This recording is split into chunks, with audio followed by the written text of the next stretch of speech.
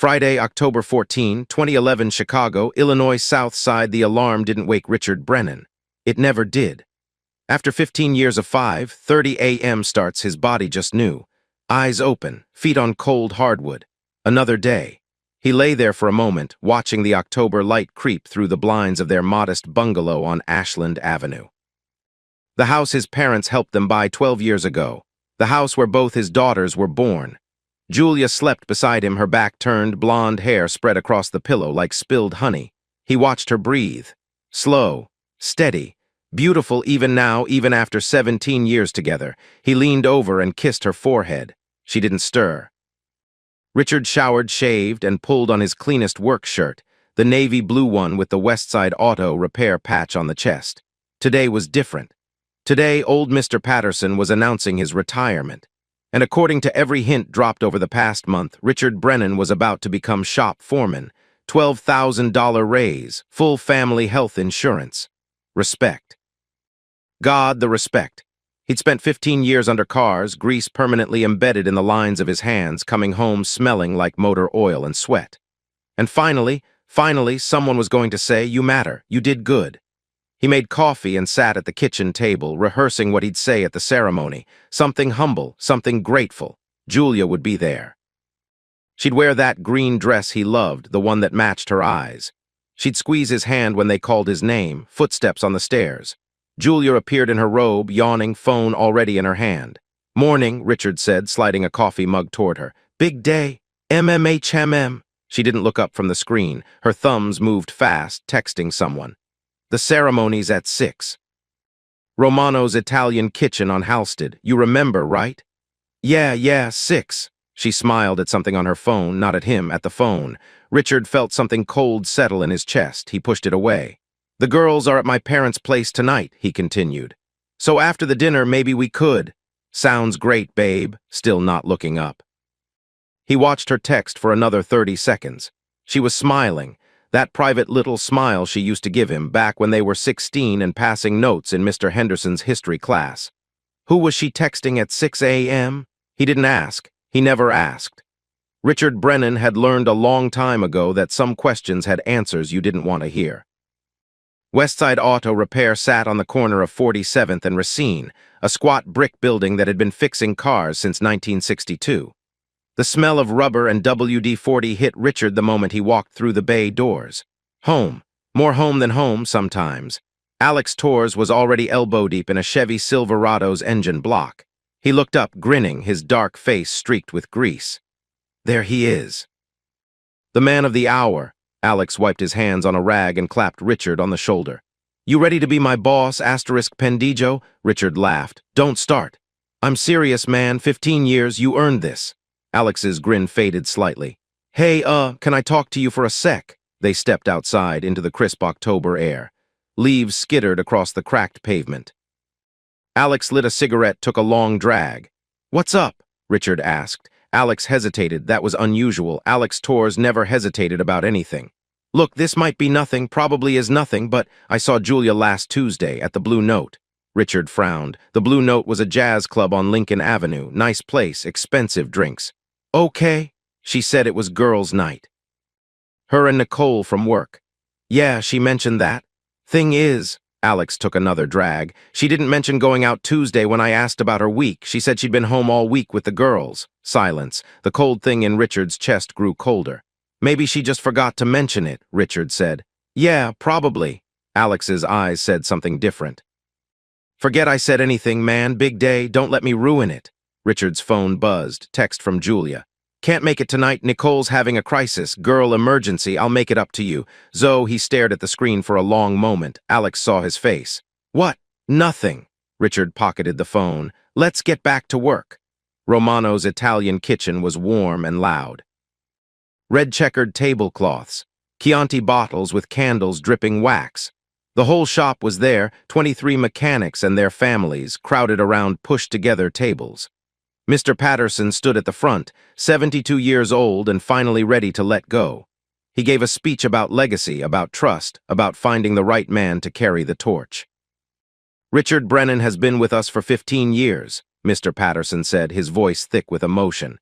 He's never called in sick, never complained, never asked for more than he earned, and today I'm proud to name him our new shop foreman.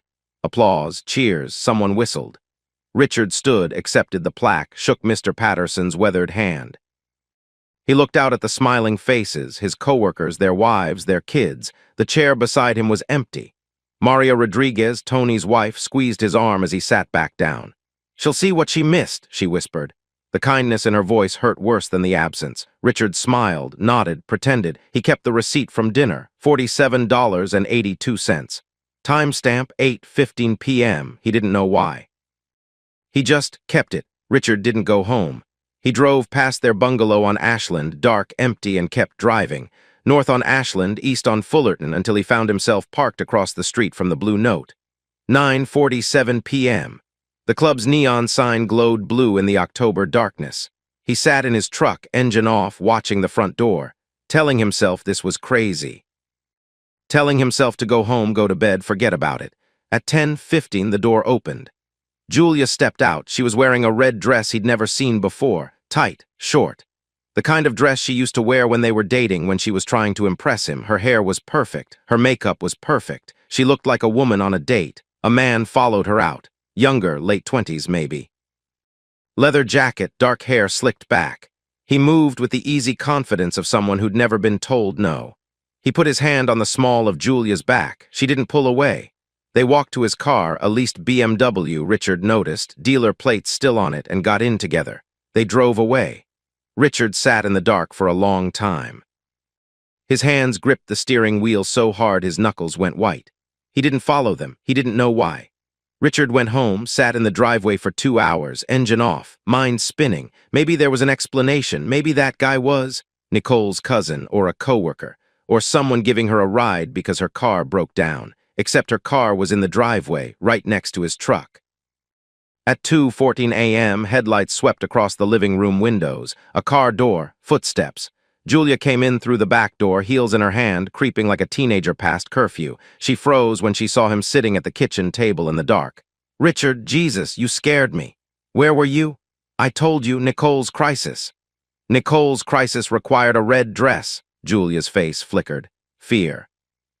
Calculation, then smooth, practiced calm. "We ended up going out, cheered her up, had some drinks at that jazz club she likes." "The Blue Note." "Yeah, how'd you know? Who was the guy?" "What guy?" "The guy who put his hand on your back, the guy whose car you got into at 10:15. Silence. Julia set her heels on the counter, crossed her arms. "His name is Mason. He's Nicole's cousin. He gave us a ride because Nicole had too much to drink." "So you left your car at the Blue Note?" I went back for it before coming here." Richard pulled out his phone, opened Find My Friends, showed her the screen. "Your location was at an apartment on Lincoln Avenue from 10:30 p.m. until 1:45 a.m., Julia. That's not the Blue Note. That's not picking up your car." The blood drained from her face. "I can explain." "Don't." He stood, walked past her, stopped at the hallway. "I'm sleeping in the guest room." "Richard, please," but he was already gone. Julia didn't follow him. She didn't even try. The weekend was cold, not the weather. Chicago October was mild, golden leaves and clear skies. The cold was inside the house, between them. A frost that crept into every room. Saturday morning, Richard drove to his parents' place on Carpenter Street to pick up the girls. Carlos Brennan, 65 and built like the factory worker he'd been for 40 years, met him at the door with coffee and suspicious eyes. "You look like hell." "Thanks, Pop. Where's Julia?" "Home." Carlos studied his son's face. Whatever he saw there, he didn't push. That was his way. Questions led to answers, and answers led to problems, and Carlos Brennan had learned long ago that some problems couldn't be fixed with wrenches or willpower. Kaitlyn, 7 years old and sharp as a tack, ran to Richard the moment she saw him. "Daddy, why didn't Mommy come to your party?" The question hit like a punch. She had to help her friend, sweetheart, grown-up stuff. Kaitlyn's eyes narrowed. 7 going on 40, that kid, she saw everything. "Was Mommy with her phone friend?" Richard's blood went cold. "What phone friend?" "The one she talks to at night. She laughs different when she talks to him." "Jesus, Jesus Christ." Richard forced a smile. "Let's go home, baby. Mommy made pancakes." Julia was in the kitchen when they arrived, spatula in hand, pancakes on the griddle, smile on her face like nothing had happened. Sophie, 5 and oblivious, ran to her mother with sticky hands and syrup demands. Caitlin hung back, watching, always watching. Richard waited until the girls were in front of the TV, then cornered Julia in the laundry room. "We need to talk." "I know." She wouldn't meet his eyes. "I'm sorry about last night, I should have." "Who is he?" "I told you, Nicole's cousin." "Stop, just stop lying to me." Julia finally looked up, her eyes were wet. "His name is Mason Wells, he's a bartender at the Blue Note. We've been talking, that's all, for a few months." "Talking?" "Yes, talking." She reached for his hand. He pulled away. "Richard, I love you, I do, but you're gone all the time. You work 60 hours a week. When you come home, you're exhausted. You barely notice me anymore. So this is my fault." "I'm not saying that." "You are saying that. You're saying I don't pay attention to you, so you found someone who does." "He makes me feel seen. Is that so wrong, to want to feel wanted?" Richard stepped back. The casual cruelty of the words, the implication that he'd somehow failed her, was worse than catching her in the lie. "I've loved you since we were 16, he said quietly. "I've worked every day of my adult life to give you and the girls a good life, and you're telling me that's not enough?" Julia started to cry, and Richard realized with horrible clarity that he'd seen this before. High school, 1991. Junior prom. Richard had rented a tux, borrowed his dad's car, practiced his dance moves in front of the mirror. Julia had worn a blue dress that made her eyes glow. Halfway through the night, she disappeared. He found out the next morning that she'd left with Danny Wheeler, the football captain. Everyone knew. The whole school buzzed with it. Richard walked the halls for weeks with whispers following him like ghosts. She came back crying, begging. "I was drunk, I was stupid, it didn't mean anything." He forgave her. College, 1995. Their second year, a party at their apartment. Friends beer, someone's roommate brought weed. Julia vanished for 2 hours, came back the next morning hungover and distant. "I hooked up with someone. A guy from my study group, I don't even remember his name." He forgave her. Engagement party, 1997. Richard saw her kiss someone in the parking lot, a coworker, nobody she even liked. "It was just a kiss. I'm stressed about the wedding. It didn't mean anything." He forgave her every time, every single time. He forgave her because he loved her, because he couldn't imagine life without her, because she cried and begged and promised it would never happen again. And now here they were, 20 years later. Same song, different verse. Richard drove to Nicole Harrison's apartment on Sunday afternoon. Nicole answered the door in sweats and a messy bun, looking like she hadn't slept in days. When she saw Richard's face, she went pale. "How long?" he asked. "Richard, how long have you been covering for her?" Nicole's shoulders sagged. She stepped aside to let him in. Her apartment was small, cluttered with Target uniforms and empty wine bottles. She sat on the couch, pulled her knees to her chest. "Since July," she whispered. "Maybe longer." She said it was innocent at first. Just texting, flirting, then she started meeting him after work. "At your place." She'd come here, change clothes, do her makeup, leave with him for a few hours, come back, change again, go home to you. 4 months of lies, and he'd never suspected a thing. "Why didn't you tell me?" Nicole looked up, tears streaming. "She's my friend. She said it would destroy the girls." "She said you'd leave her if you found out." "She was right." Richard stood. He had what he needed. "I wrote down the dates," Nicole said quietly. "Every time she came here, I kept track because, I don't know why, maybe because I knew this day would come." She handed him a folded piece of paper. Richard pocketed it without looking. "She's going to hate me," Nicole whispered. "She should hate herself." He left without another word. That night, after the girls were in bed, Julia came to Richard in the living room. She sat beside him on the couch, close but not touching. "I don't want to lose you," she said. "I don't want to lose this family." "Then end it tonight. Text him right now. Tell him it's over." "I will." She pulled out her phone, started typing. Richard watched over her shoulder. "Mason, I can't do this anymore. I'm choosing my family. Please don't contact me again." She hit send, showed him the screen. For a moment, he almost believed her. Then she looked at him with that look, the one she'd given him after Danny Wheeler, after the study partner, after the engagement party kiss. "But maybe, if it would help you forgive me, we could try something different." "Different how?" "Some couples open things up. Maybe if I didn't feel so trapped and you had your own outlet. We could." Richard stood so fast his knee cracked against the coffee table. "You want me to sleep with other women so you can keep sleeping with Mason without guilt?" "I just thought." No. He was shaking, actually shaking. I don't want other women, Julia. I want my wife. That's all I've ever wanted, my wife. He slept in the guest room again. 3 days passed in silence. Julia showed him texts from Mason, pleading, desperate, wanting to see her. And her responses, cold, final, refusing. Were they real, staged? Richard couldn't tell any more, but he looked at his daughters. Caitlin patiently teaching Sophie to tie her shoes, Sophie giggling at her big sister's silly faces. He couldn't tear their world apart, not yet, not without trying. Couples counseling, he said on Wednesday night. Non-negotiable and individual therapy for you, complete transparency, phone, passwords, everything. Julia nodded so fast it almost gave him whiplash. Yes, anything. I'll do anything. The first session was scheduled for November. Richard decided to believe in his wife one more time. But this time, he'd be watching. November 2011, the therapist's office was on the 3rd floor of a medical building in Lincoln Park. Neutral colors, soft lighting, a fake fern in the corner that fooled no one. Dr. Lydia Warren was a small woman with silver hair and wire-rimmed glasses. She spoke in a low, careful voice that made everything sound reasonable, even the unreasonable things. Julia cried in the first session. She talked about her father, Seth Dawson, a long-haul trucker who was gone more than he was home. She talked about her mother, Amanda, overwhelmed and checked out, barely present even when she was in the room. She talked about learning early that male attention meant love, that being pretty was her only currency, that she never felt good enough no matter how hard she tried. Richard listened, and despite everything, something in him softened. This was the Julia he'd fallen in love with, vulnerable, honest, trying to understand herself.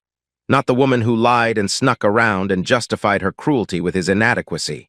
For 3 weeks, things improved. Julia came home on time. She was affectionate, present. She played board games with the girls instead of staring at her phone. She even met Richard's mother, Catherine, for coffee, something she hadn't done in years. She seems different, Catherine said afterward, her voice cautious. Lighter, Richard allowed himself hope, but then he noticed Julia had a new phone. The old one was slow, she explained, showing him the shiny new iPhone. I recycled it. Convenient. The old phone and whatever was on it was gone. December 10, 2011, the shop Christmas party was at the VFW Hall on Western Avenue. Paper snowflakes on the walls. A folding table covered with potluck dishes. Elvis crooning carols from a portable speaker. Julia showed up 45 minutes late. She was wearing a tight black dress and heels that clicked against the linoleum floor. Every other wife in the room wore jeans and Christmas sweaters. Julia looked like she was going to a nightclub. Richard felt eyes on him, pitying eyes. You look nice, he managed. Thanks. She was already checking her phone under the table. Who's that? Just Nicole, Christmas plans. She smiled at something on the screen, that private smile, the one that didn't belong to him. At 9:07 p.m., Julia claimed a headache. I'll grab an Uber home, babe. You stay, have fun with your friends. She kissed his cheek quick, perfunctory, and was gone. Richard watched her walk out the door. Across the room, Alex caught his eye. They both knew. December 23, 2011, Richard was at the kitchen table paying bills on his laptop.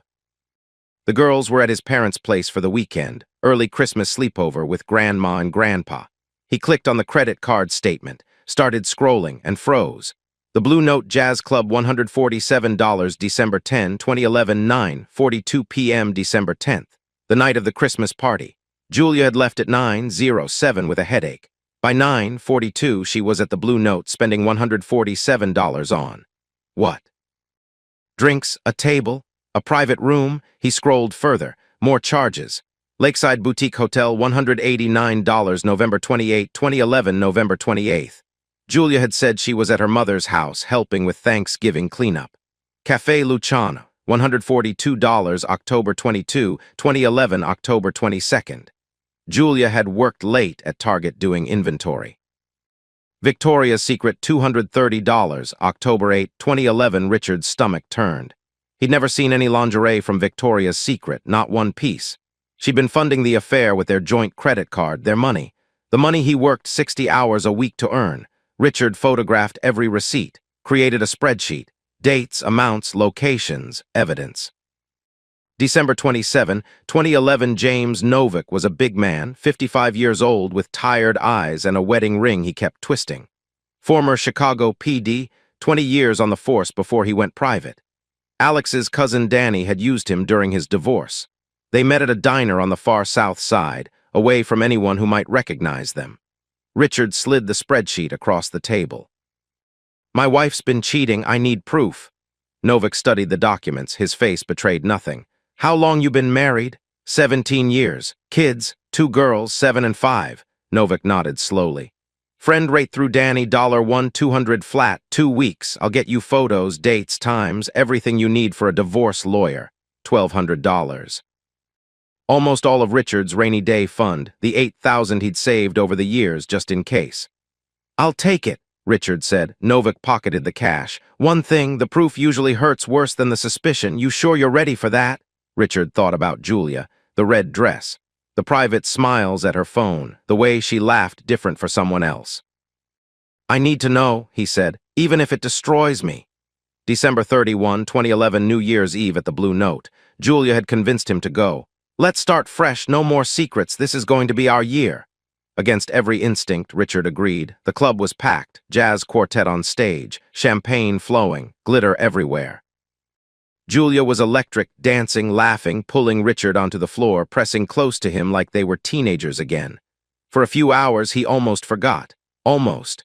Then he saw Mason behind the bar, the man from the parking lot, the leather jacket, the dark hair. Mason was watching Julia with an expression Richard recognized. Ownership. Like a man looking at something that belonged to him. Their eyes met. Mason smiled, raised his glass in a mocking toast. At midnight, the crowd counted down. Julia turned to Richard, wrapped her arms around his neck, kissed him deep. "I love you," she whispered against his lips. "This year will be different, I promise." Over her shoulder, Richard saw Mason watching. The bartender's smile didn't waver. Richard held his wife tight and thought, Novak better find something, because this isn't over. It wasn't. It was only beginning. January 14, 2012, the diner was nearly empty. 2 p.m. on a Saturday. Gray January light through dirty windows, the smell of burnt coffee and old grease. James Novak slid a manila envelope across the table. "It's worse than you thought." Richard's hands trembled as he opened it. Photo. Dozens of them, Julia and Mason at the Lakeside Boutique Hotel, entering together, leaving hours later. Timestamps: November 15, November 28, December 3, December 10, January 7, Julia and Mason at a restaurant holding hands across the table. She was laughing at something he'd said, the laugh Richard used to think was his. Julia entering Mason's apartment building, 2 p.m. on a Wednesday, leaving 3 hours later, hair different than when she went in. Julia and Mason in his BMW, kissing, his hand on her thigh, Richard's vision blurred, rage or tears he couldn't tell. "There's more," Novak said quietly. "More." Novak pulled out another set of photos. "His name is Derek Simmons, DJ at the club. Your wife's been meeting him too, different days, same hotel." Richard stared at the images. Julia with another man, a different man, younger than Mason, tattoos on his arms, 2 men. She'd been sleeping with 2 men, simultaneously, for months. "I'm sorry," Novak said. "I've been doing this for 15 years. It never gets easier to deliver this news." Richard couldn't speak. He gathered the photos, 47 in total, and stood. "You need a lawyer," Novak said. "A good one I can recommend." "Later." Richard walked out into the January cold, Chicago gray, Chicago bitter. The wind off the lake cut through his jacket like a knife. He sat in his truck for 20 minutes, staring at nothing. Then he drove to Nicole Harrison's apartment. He pounded on her door until she opened it. "You knew," Nicole's face crumbled. "Richard, you knew about both of them." She started crying. "She's my friend, what was I supposed to? Stop." His voice cracked. "Stop saying that. Stop pretending you were being a good friend. You helped her destroy my family." He showed her the photos. She flinched but didn't look away. "You've seen some of these before," he said. "She showed you." Nicole nodded miserably. "How long with Derek?" "October." She said Mason was getting boring. She wanted more, always more. Nothing was ever enough for Julia. She had you create fake texts, fake alibis, dozens of times. Nicole pulled a crumpled paper from her pocket. "I kept track every time she used me as a cover. I don't know why, maybe because I knew." "Knew what?" "That this day would come." Richard took the paper, a list of dates in Nicole's messy handwriting, every lie, every betrayal, documented. He turned to leave. "Richard," Nicole's voice was small. You should know, I had feelings for Mason too. That's why I kept helping her. I thought if I stayed close, maybe. He looked back at her.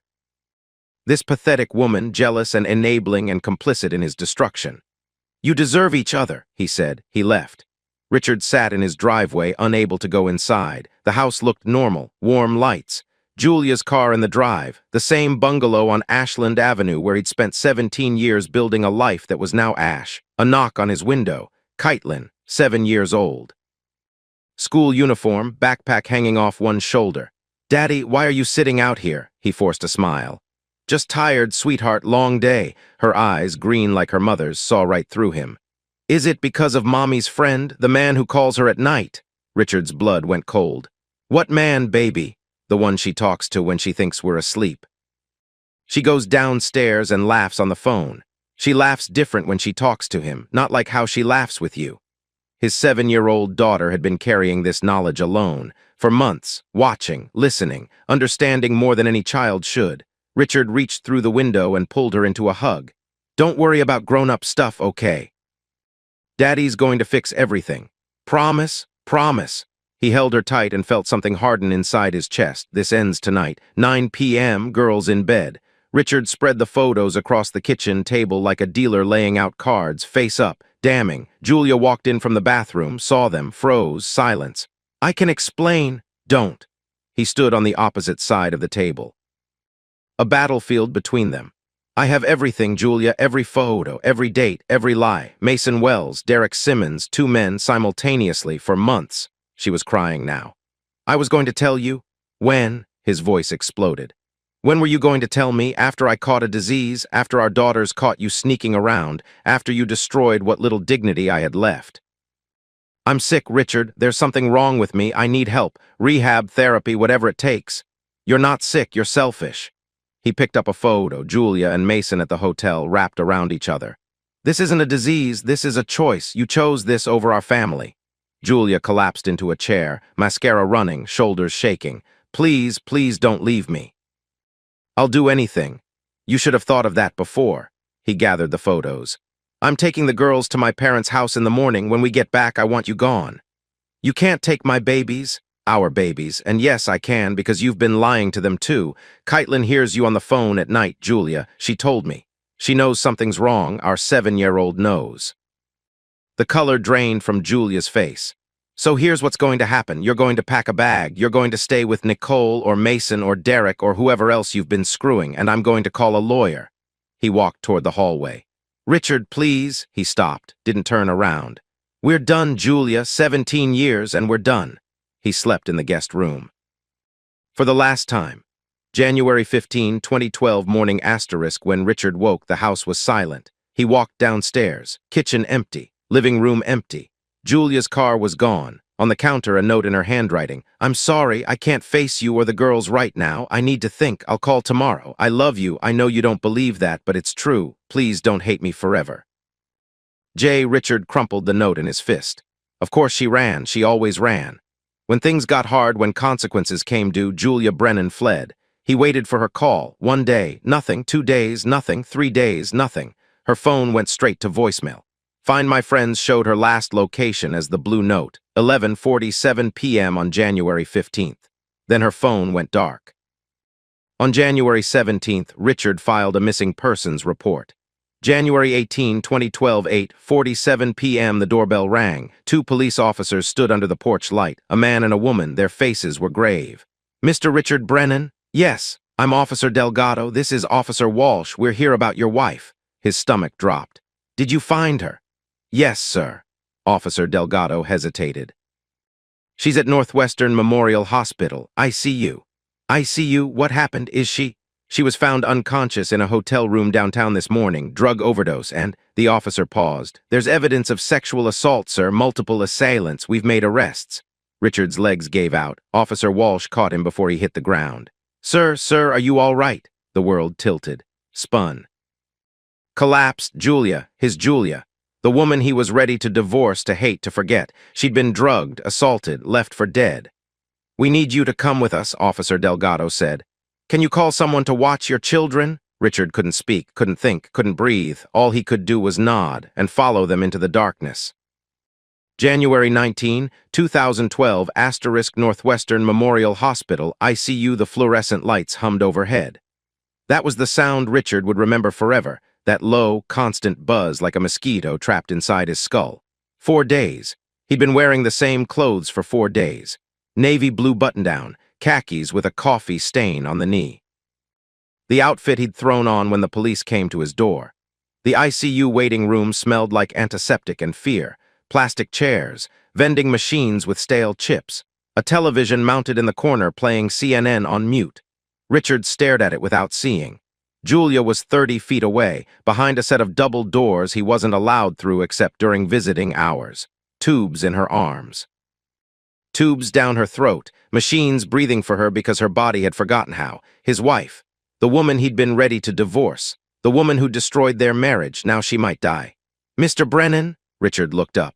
A tall black man in a white coat stood before him, 50s, kind eyes, the bearing of someone who delivered bad news too many times.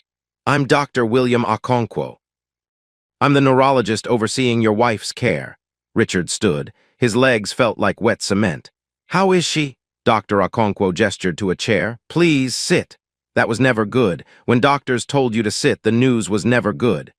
"Your wife suffered a hemorrhagic stroke," Dr. Okonkwo said, his Nigerian accent softening the clinical words. "Triggered by a combination of drugs in her system, GHB, ketamine, cocaine. The stroke caused bleeding in her brain. We've induced a coma to reduce swelling and give her brain time to heal." Richard's mouth was dry. "Will she wake up?" "We don't know. The next 72 hours are critical. If she survives that window, her chances improve. But I must be honest with you, Mr. Brennan. Even if she wakes up, there may be cognitive damage, memory loss, personality changes, motor function impairment. We simply cannot predict the outcome." Richard stared at his hands, grease under the fingernails, 15 years of cars and engines and honest work. "There's also," Dr. Okonkwo paused, "the police have informed me of the circumstances. The sexual trauma was significant. Multiple assailants. She was alone in that hotel room for approximately 60 hours before housekeeping found her. 60 hours, 3 days. While he was at home, angry and righteous and planning his divorce, Julia had been dying in a hotel room. "I need to see her," Richard said. Dr. Okonkwo nodded. "I'll take you now." She didn't look like Julia. That was Richard's first thought when he saw her. The woman in the bed was a stranger, face swollen, skin pale as paper, tubes everywhere. The ventilator made a rhythmic hissing sound. The heart monitor beeped steadily. Alive, but barely. Richard sat in the chair beside her bed, took her hand, cold, limp, nothing like the hand that used to reach for him in the night. "I'm here," he whispered. "I don't know if you can hear me, but I'm here." She didn't respond. Of course she didn't. He stayed until the nurses made him leave. January 20, 2012, the police conference room was small and windowless. Detective Frank Murphy sat across from Richard, 50s, gray at the temples, the weathered look of a man who'd spent too many years in the Special Victims Unit.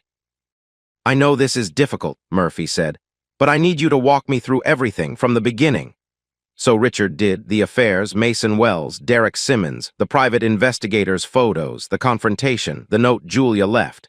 Murphy listened without judgment, took notes, asked clarifying questions. When Richard finished, Murphy set down his pen. "Here's what we know. Your wife entered the Lakeside Boutique Hotel with Mason Wells at approximately 11 p.m. on January 15th. Security footage shows her appearing intoxicated but ambulatory. She was walking on her own, talking, seemingly coherent. She was drugged. Toxicology suggests she was given GHB earlier in the evening, likely at the Blue Note before they left for the hotel. The other substances, ketamine, cocaine, were administered later." Richard's stomach turned. "The other men?" "Tommy Wells, Mason's brother, works as a bouncer at the club, arrived at 12:47 a.m. Derek Simmons arrived at 1:15 a.m. Murphy paused. "Mr. Brennan, I have to warn you, we recovered video evidence from their phones. They filmed portions of what they did to her." Richard barely made it to the trash can before he vomited. Murphy waited, handed him a paper towel when he was done. "All 3 are in custody. Charges are being filed today: aggravated criminal sexual assault, drug-induced sexual assault, and given your wife's condition, possibly attempted murder." "They're going to prison?" "If I have anything to say about it, yes." But you need to prepare yourself. The defense will attack your wife's character. They'll bring up the affairs, the texts, everything. They'll argue consent. Richard wiped his mouth. She was unconscious. You and I know that, but juries can be complicated, especially when the victim has a history that the defense can exploit. Richard looked at the detective. This man who had seen the worst of humanity, who dealt with monsters every day. What can I do? Murphy leaned forward. Be there, testify if needed, don't let them make her invisible. Your wife made mistakes, we both know that, but what those men did to her was a crime, period. January 21-25, 2012, the families converged like circling wagons. Julia's parents arrived first. Seth Dawson, 62, built like the truck driver he'd been for 40 years, stood in the hospital hallway with his fists clenched, looking for someone to hit. Amanda, his wife, couldn't stop crying. We didn't know, Amanda kept saying. We didn't know she was in trouble. Richard didn't have the energy to explain that Julia's trouble had started long before that night. That the roots of this disaster stretched back years, decades maybe. That they'd all been blind to something that was right in front of them. His own parents were rocks. Carlos handled logistics, who was staying where, what bills needed paying, scheduling visits with the girls. Catherine sat by Julia's bedside for hours, holding her hand, praying in the soft Spanish she'd learned from her mother. Alex Torres showed up with grocery bags. You need to eat, brother. I'm not hungry. Don't care. Alex set the bags on the waiting room table. You're no good to anyone if you collapse. Eat. Richard ate mechanically, without tasting. On the third day, Nicole Harrison appeared. She stood at the edge of the waiting room, trembling, mascara streaked down her face. Richard, I'm so sorry. This is my fault if I hadn't covered for her. Richard stood. His voice was flat, dead. Go away. Please, I just want to go away now. Alex stepped between them, his broad shoulders blocking Nicole's path to Julia's room. You heard him. Leave. Nicole fled, sobbing. Richard sat back down, stared at the muted television. He felt nothing. January 26, 2012, the hardest conversation of Richard's life happened in his parents' living room on Carpenter Street. Caitlin and Sophie sat on the old floral couch, still in their school uniforms. His mother had picked them up, brought them here, kept them safe while Richard haunted the hospital hallways.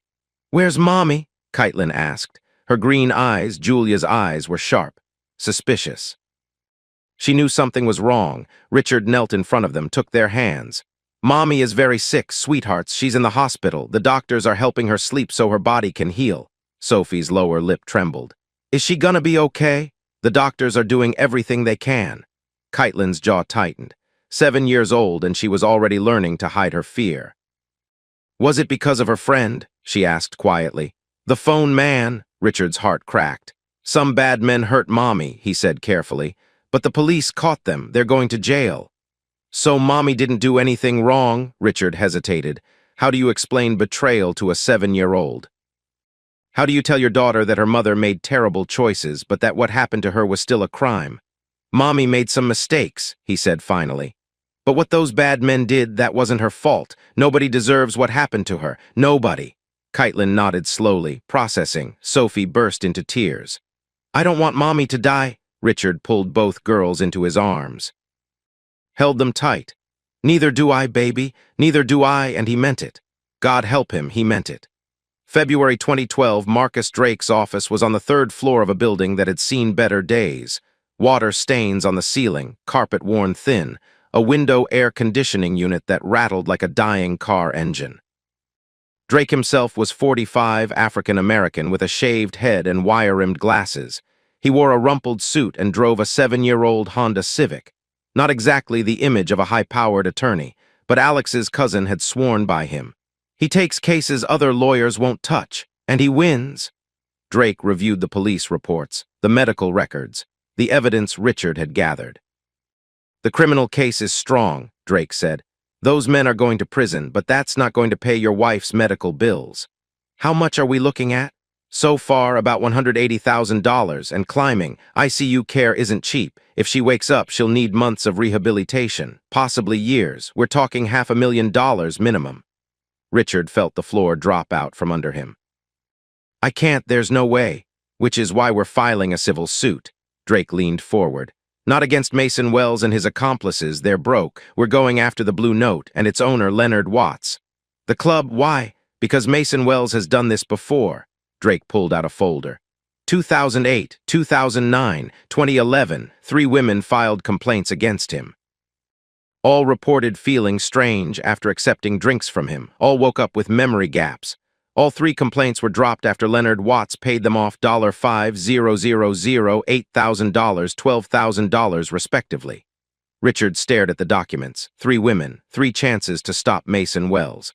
The club knew, he said slowly. They knew what he was. And they did nothing. That's negligence. That's liability. That's a payout. Drake closed the folder. I take cases like this on contingency. 33% of any settlement, you pay nothing up front. Why would you help us? You don't know us. Drake's expression hardened. Because I have a daughter, 22 years old, in grad school, and men like Mason Wells. He shook his head. They don't stop, not until someone stops them. That's what I do, Mr. Brennan. I stopped them. Richard thought about Julia, lying in that hospital bed, fighting for her life. He thought about the 3 women who came before her. The ones Leonard Watts had paid to go away. He thought about the women who might come after. What do you need from me? Drake smiled. Not warmly. This wasn't a man who dealt in warmth, but there was something like respect in his eyes. Your cooperation, your testimony if it comes to that, and your patience. This is going to take time. Richard shook his hand. It was the first step forward he'd taken since the police knocked on his door. March 2012, the investigation moved slowly, too slowly for Richard's liking, but Marcus Drake was thorough. His team, 2 paralegals and a retired detective, dug into the Blue Note's history like archaeologists excavating a crime scene. What they found was damning. Sandra Coleman, Drake said, sliding a photograph across his cluttered desk. 29 years old, waitress at a diner in Lincoln Park. Mason Wells bought her drinks at the Blue Note in September 2011. She woke up the next morning in her apartment with no memory of how she got there. She's willing to testify? Took some convincing. She blamed herself for years, thought she just drank too much, made bad choices. Sound familiar? Richard nodded. It was the same script, the same manipulation, the same predator. We've found 2 more, Drake continued. Similar stories. All targeted at the Blue Note, all given drinks by Mason Wells, all woke up with gaps in their memory. How did the club not see this? They saw it, they just didn't care. Drake pulled out a stack of documents. Internal emails from Leonard Watts to his management team. Handle the situation. Make it go away. We can't afford another complaint. They knew exactly what Mason was doing. They protected him because he was good for business, young, charming, kept the women coming back. Richard felt sick. So my wife was the latest in a long line. The only difference is this time he had help, and this time he got caught. April 15, 2012, the Chicago Tribune story dropped like a bomb. The Blue Note's dark secret, how a Chicago jazz club allegedly harbored a serial predator. Teresa Martinez was a 38-year-old investigative journalist with a reputation for taking down powerful men. She'd spent 6 weeks on the story interviewing victims, gathering documents, building an airtight case. The article named names: Mason Wells, Derek Simmons, Tommy Wells, Leonard Watts. It quoted Sandra Coleman. I thought it was my fault. I was drinking. I was flirting. I blamed myself for 2 years before I realized what really happened. It described the pattern, the drugged drinks, the hotel rooms, the payoffs, and it told Julia's story, not as a cheating wife who got what she deserved, but as a woman who was targeted, drugged, and brutally assaulted. The response was immediate. Protesters gathered outside the Blue Note with signs. Close the predator's den. Justice for the victims. Watts knew. Leonard Watts's other businesses, 2 sports bars and a restaurant in the suburbs, faced boycotts. His liquor license came under review. Advertisers pulled out. The Blue Note closed temporarily within a week, but there was backlash too. Richard made the mistake of reading the comments section. Classic gold digger move, cheat on your husband, get caught, cry rape. Her husband's the real victim here. What kind of man stays with a woman like that? She was asking for it. Look at how she dressed. Look at what she was doing. Richard closed his laptop, walked to the bathroom, threw up. May 2012, Gerald Hoffman was everything Marcus Drake. Slick, expensive, dressed in a suit that probably cost more than Richard made in a month. He was Mason Wells's defense attorney, and he was good. The deposition lasted 6 hours. Hoffman circled Richard like a shark, probing for weakness. Mr. Brennan, isn't it true that your wife had multiple extramarital affairs? That's not relevant to, please answer the question. Richard clenched his jaw. Yes. And isn't it true that you hired a private investigator to document these affairs? Yes. And isn't it true that on the night of January 14th, you confronted your wife with photographic evidence of her infidelity and demanded that she leave your home? Yes. So on January 15th, when she allegedly went to the Blue Note, she was a woman who had just been thrown out by her husband, a woman who was emotionally vulnerable, a woman who might have been looking for comfort. Objection, Drake said. Speculation. Withdrawn, Hoffman smiled, not nicely. Mr. Brennan, do you have a financial interest in your wife's medical bills being paid by someone other than yourself? I want justice for what was done to her. That's not what I asked. Do you have a financial interest? My wife is in a coma. Richard's voice cracked. She's been in a coma for 4 months. She may never wake up. She may never walk again. She may never remember her own children. And you're asking me about money? Hoffman leaned back, satisfied. He'd gotten what he wanted, Richard losing control on record. The deposition ended, but the damage was done. A week later, the affair photographs leaked to a tabloid website. Coma wife's secret double life. Exclusive photos show her affairs with 2 men. The narrative shifted. Julia wasn't a victim anymore. She was a cheater, a slut, a woman who got what was coming to her. Richard faced reporters outside the hospital. Mr. Brennan, did you know your wife was having affairs? Mr. Brennan, do you believe she consented to the encounter? Mr. Brennan, are you staying with her for the settlement money? No comment, he said over and over. No comment. But the whispers followed him everywhere. At the shop, co-workers looked at him differently, with pity, with curiosity, with something that might have been contempt. At school pickup, other parents avoided his eyes. Catherine told him that Kaitlyn had been bullied, other kids repeating things they'd heard their parents say. Your mom's a whore. Your mom deserved it. Your dad's a cuck. 7 years old. His daughter was 7 years old. Richard wanted to burn the world down. June 2012, the breaking point came at 3 a.m. in the hospital chapel. Richard sat in the front pew, head in his hands, body shaking with sobs he'd been holding in for months.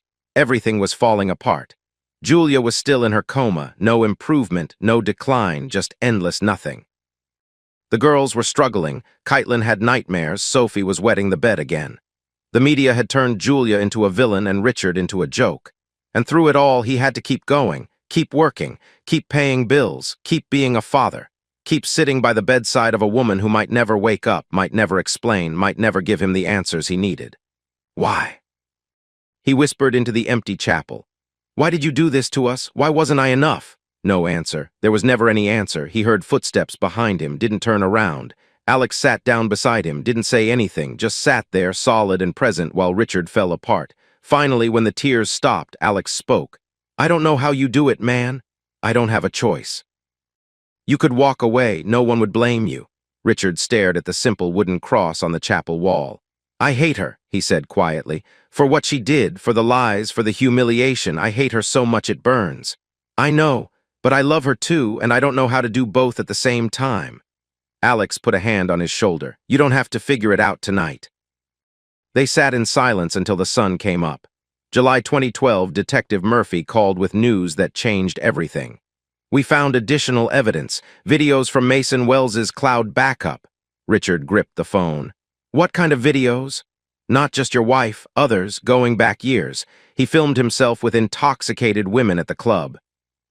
Some of them we've already identified. They match the complaints that were dropped. We've found 6 additional victims. 6. 3 are willing to testify. This establishes a clear pattern of predatory behavior. Mason's consensual encounter defense just collapsed. Richard sat down heavily on the couch. What does this mean? It means the prosecutors are upgrading charges. Predatory criminal sexual assault, Class X felony. If convicted, he's looking at 6 to 30 years per count. No probation, no early release. Richard closed his eyes. It wasn't happiness he felt. It wasn't even relief. It was something colder, harder, justice. That night he went to the hospital, sat beside Julia's bed, took her hand. They're going to prison, he told her unconscious form. All of them for a long time.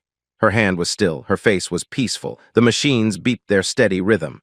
But I need you to wake up, Jules. The girls need you, and he swallowed hard. I need answers. I need to understand.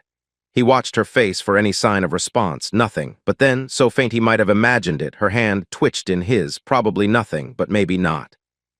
September 10, 2012, Cook County Criminal Court. The courtroom smelled like old wood and anxiety. Richard sat in the gallery, front row, wearing the only suit he owned. Alex had taken time off work to watch the girls. Carlos and Catherine sat beside him, stone-faced. The prosecution's case was methodical, devastating. Monica Reyes, the assistant state's attorney, walked the jury through the evidence. Medical records showing the drugs in Julia's system. Photographs of her injuries, clinical, horrible, impossible to look away from. Surveillance footage from the hotel. And then the videos. The jury watched in a separate room, away from the public gallery. Richard didn't see what they saw. But he saw their faces when they returned. 3 women, 12 men, all of them pale, shaken. One woman was crying. Sandra Coleman testified. Her voice trembled, but she didn't break. "I blamed myself for 3 years," she said. "I thought I was just a stupid girl who drank too much. But then I saw the news about Julia Brennan and I realized he did the same thing to me, the same drinks.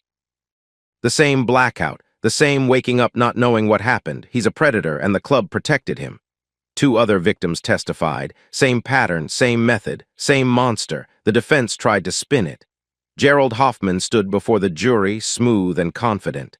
"Ladies and gentlemen, you've heard a lot of emotional testimony, but let's look at the facts. Julia Brennan was a married woman engaged in not 1 but 2 extramarital affairs. She pursued my client. She texted him constantly. She met him willingly at that hotel." Hoffman held up printed copies of text messages. Julia's text to Mason, flirty, explicit, damning. "Does this sound like a woman being coerced? Does this sound like a victim?" Richard wanted to stand up and scream. "She was drugged. She was unconscious. None of that matters when someone can't say no," but he stayed silent. Watched. Waited. September 15, 2012, Richard took the stand. Monica Reyes walked him through the timeline, gentle, methodical, giving him space to tell his story. Then came the cross-examination. Hoffman approached like a predator circling prey. "Mr. Brennan, you were planning to divorce your wife, weren't you?" "I was considering it before I knew she'd been assaulted. Because she cheated on you multiple times." "Yes, so you were angry with her." "I was hurt." Hoffman leaned closer. "Hurt enough to want her punished?" Richard met the lawyer's eyes, held them. "Not like this, never like this. No one deserves what was done to her." "No one?" His voice cracked on the last word. Not performance, not strategy, just truth. In the gallery, Amanda Dawson was crying. Catherine had her hand pressed to her mouth. Hoffman paused. For just a moment, something flickered in his eyes, doubt maybe, or recognition that he'd pushed too far. "No further questions." Richard stepped down from the witness stand. His legs barely held him. September 28, 2012, the jury deliberated for 4 days. 4 days of hell. 4 days of pacing the courthouse hallways, unable to eat, unable to sleep, unable to do anything but wait. Alex stayed with him. Carlos and Catherine traded shifts. Even Seth Dawson showed up, though he and Richard barely spoke. On the 4th day, the bailiff announced, "The jury has reached a verdict." Richard's heart stopped. The courtroom filled. The defendants were brought in: Mason Wells, Tommy Wells, Derek Simmons. Mason looked thinner than before. Prison hadn't been kind. Good. The jury forewoman stood, middle-aged woman with graying hair and steady hands. "On the charge of aggravated criminal sexual assault against Julia Brennan, how do you find the defendant Mason Wells?" "Guilty." The word echoed through the courtroom. "On the charge of predatory criminal sexual assault, how do you find?" "Guilty." Count after count. "Guilty. Guilty, guilty." Mason Wells, 18 years. Tommy Wells, 14 years. Derek Simmons, 14 years. No possibility of early release for the first 85% of their sentences. Richard bowed his head, not in triumph, not in celebration, in exhaustion, in grief. In something that felt like the end of one nightmare and the beginning of another. Outside the courthouse, cameras swarmed. Marcus Drake stepped forward to make a statement. "Justice has been served today, but our work isn't done. The civil case against the Blue Note and its owner continues, and Julia Brennan continues to fight for her life." Richard pushed through the crowd, said nothing. Kept walking. As Mason was led away in handcuffs, he looked back at Richard. Their eyes met. Pure hatred, nothing else. Richard didn't flinch. Rot, asterisk, he thought. Rot in prison for what you did to her. December 2012, Leonard Watts caved. His lawyers came to the settlement table with their tails between their legs. The criminal trial had destroyed his reputation. The boycotts had crushed his businesses. The Liquor Commission had revoked his license.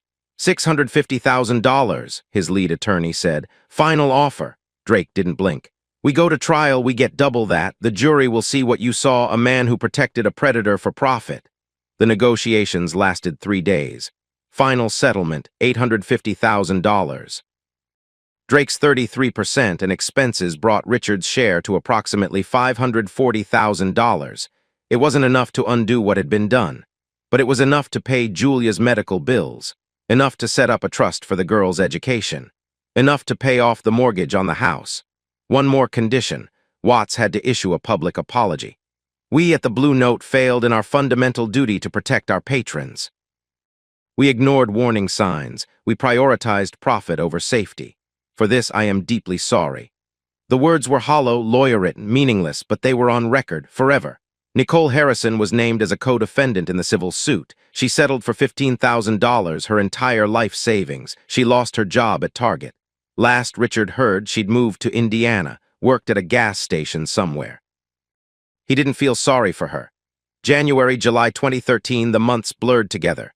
Julia remained in her coma. No improvement, no decline, just endless, terrible stillness.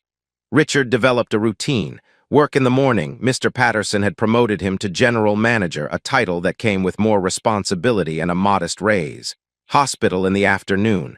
Girls in the evening. He read to Julia every day. Jane Austen, Nicholas Sparks, whatever he could find at the library. He told her about the girls. Caitlin's soccer games, she'd scored her first goal. Sophie's drawings, she'd started including Julia in all of them, even though Julia hadn't been home in over a year. Sometimes, late at night, he talked about the affairs. I still don't understand why, he'd whisper in the dark room, monitors beeping softly. Was I so boring, so insufficient? What did they give you that I couldn't? She never answered, but he kept asking, because somewhere, buried under all the anger and grief and exhaustion, he still loved her, and he needed to know if she'd ever loved him back. July 2013, Dr. Okonkwo called him at work. Mr. Brennan, there's been a change. You should come. Richard drove 90 miles an hour, got pulled over, didn't care, showed the cop his hospital badge and begged to be let go. He made it in 20 minutes.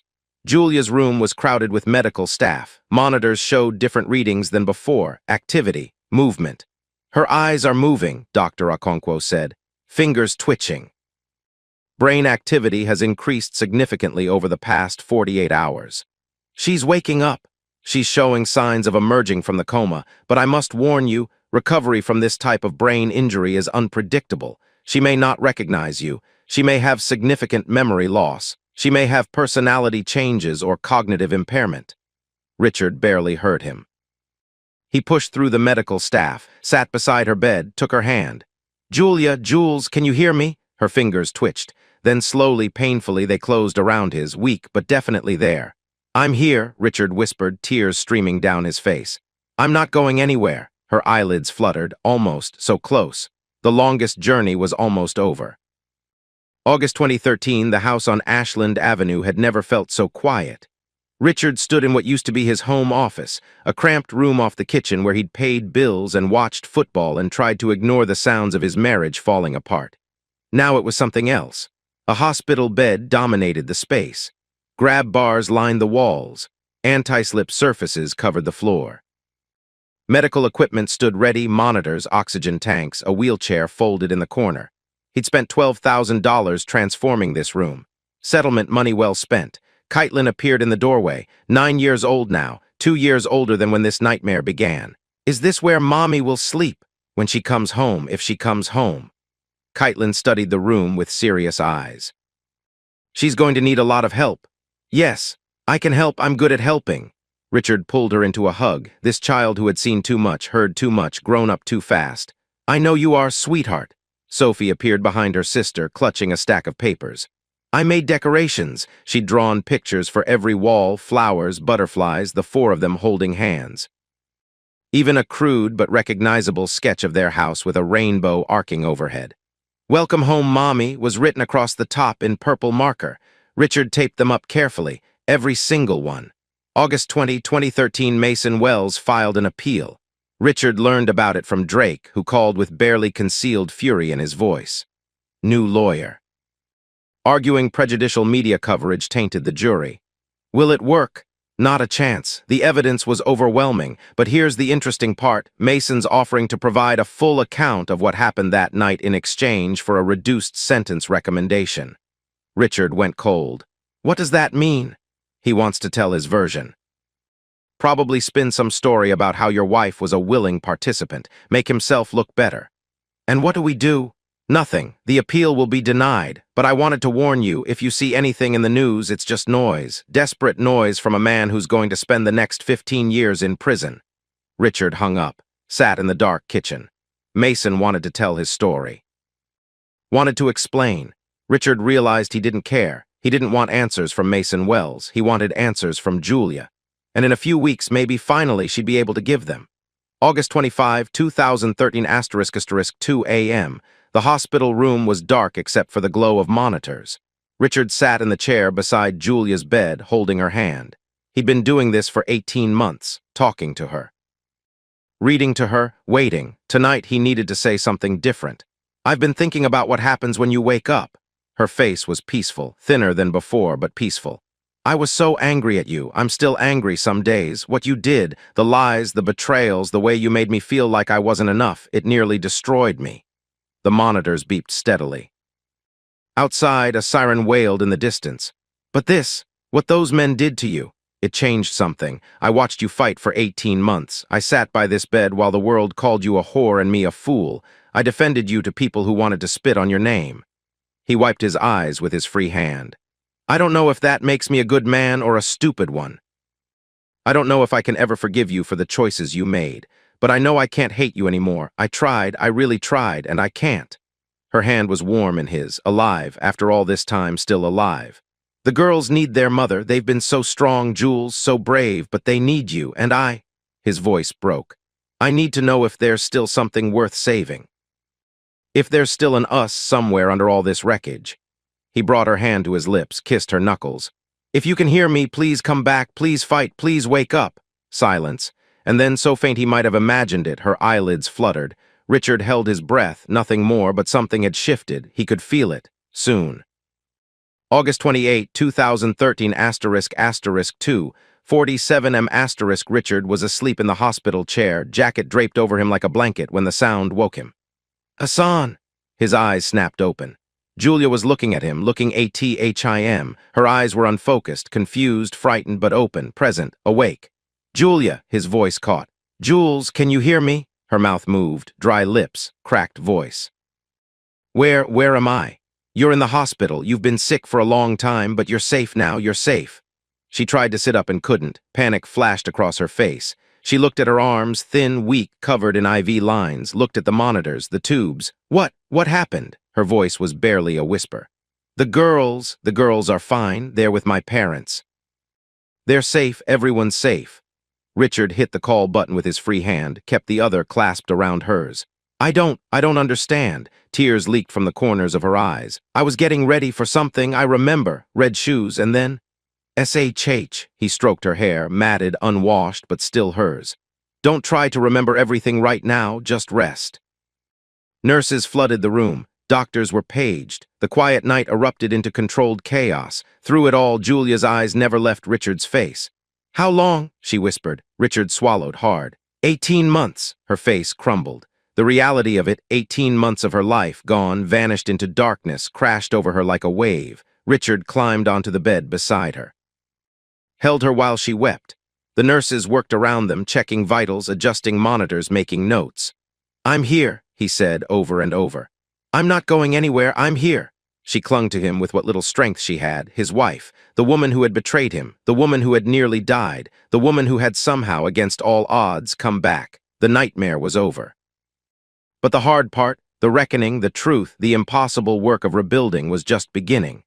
September 2013, Northwestern Memorial Hospital Rehabilitation Wing ** In the weeks following Julia's awakening, the doctors ran tests. Lots of tests. MRIs, CT scans, cognitive assessments, memory evaluations, physical therapy assessments, occupational therapy assessments, speech therapy assessments. Richard sat through every consultation, took notes in a spiral notebook he'd bought at Walgreens, asked questions he didn't fully understand the answers to. Dr. Okonkwo delivered the results in his calm, measured voice. The good news is significant. Her cognitive function is largely intact. She can speak, reason, remember most of her life before the incident. The damage is more selective. What does that mean? Richard asked. She has no memory of approximately 4 months preceding the assault, October 2011 through January 2012. That entire period is blank. Julia sat in her wheelchair, thin and pale, hands folded in her lap. She'd been listening without speaking, something she did a lot now, conserving energy, processing slowly. So she doesn't remember, Richard trailed off. The affairs, the confrontation, leaving your home, the hotel. Dr. Okonkwo nodded. Selective amnesia is common with this type of trauma. The brain protects itself by erasing the events leading to catastrophic injury. Julia spoke for the first time. Her voice was slower than before, sometimes searching for words. I remember getting ready. For something, I was angry at you. She looked at Richard. I remember putting on red heels and thinking they made me feel cheap, like I was trying too hard. She paused, exhausted by even that short explanation. Then nothing, just darkness, and then waking up here and you telling me 18 months had passed. Richard didn't know what to say. The woman who had betrayed him didn't remember betraying him. The woman who had destroyed their marriage didn't remember the destruction. How do you hold someone accountable for sins they can't recall committing? Physically, Dr. Okonkwo continued, she'll need extensive rehabilitation. Walking, fine motor skills, daily tasks. The stroke affected her left side significantly. With therapy, she should regain most function, but it will take time, months, perhaps years. And emotionally? Richard asked. Dr. Okonkwo glanced at Julia, then back at Richard. That's harder to predict. Mood regulation may be affected. She may cry easily, become frustrated quickly. Depression is common in stroke survivors. He paused. And there's the matter of processing what happened to her, trauma she experienced but cannot remember. That will require specialized therapy. Julia looked down at her hands. Thin, weak, stranger's hands.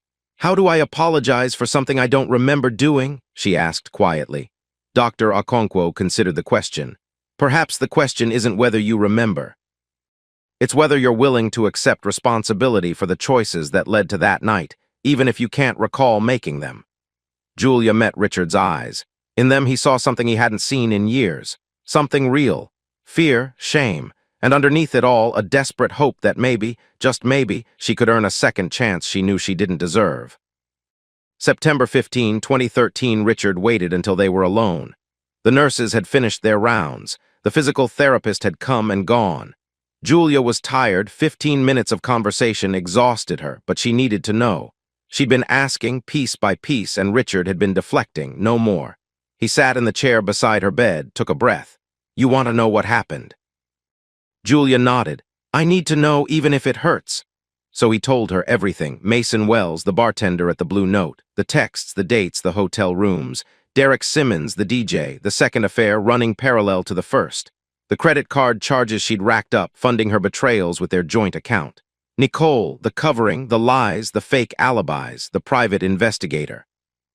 The photos, 47 of them, the confrontation, the things she'd said, the open marriage proposal that had made him physically ill, her disappearance.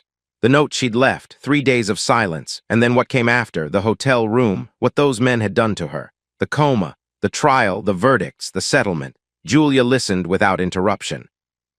Tears streamed down her face, but she didn't look away, didn't make excuses, didn't try to explain. When Richard finished, the room was silent except for the soft beep of monitors. I don't remember any of it, Julia whispered, but I believe you. I know what I'm capable of. Do you? Richard's voice was harder than he intended. Do you know why you did it? Because I've been asking myself that question for 18 months and I still don't have an answer. Julia was quiet for a long moment. They gave me nothing, she finally said. Mason, Derek, they gave me absolutely nothing. No love, no future, nothing real. Then why? She closed her eyes. When she opened them, they were clearer than Richard had seen them since she woke up. Because I was chasing proof that I mattered. You were the only good thing in my life, Richard. You and the girls, and I kept trying to destroy it because I didn't believe I deserved it. Richard sat with that. All those years. All that pain. and the reason was that she hadn't believed she was worthy of the love he'd given her freely. "I'm not asking for forgiveness," Julia continued, her voice cracking. "I know I don't deserve it. I don't even deserve to be sitting here alive talking to you. Those men should have killed me. Sometimes I think that would have been easier for everyone." "Don't say that. It's true."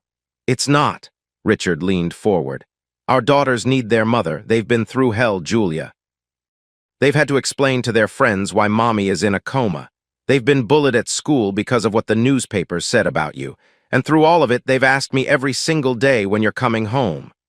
Julia broke down then, ugly crying, the kind that came from somewhere deep and wounded. Richard watched her. This woman he'd loved since he was 16. This woman who had broken his heart more times than he could count. This woman who had nearly died and somehow survived. He didn't reach for her. Not yet. That bridge wasn't rebuilt, but he didn't leave either. "I just want a chance," Julia whispered through her tears. "To be the mother my daughters need, that's all I'm asking. If you want a divorce after that, I'll sign whatever you want. But please let me try to be their mother again."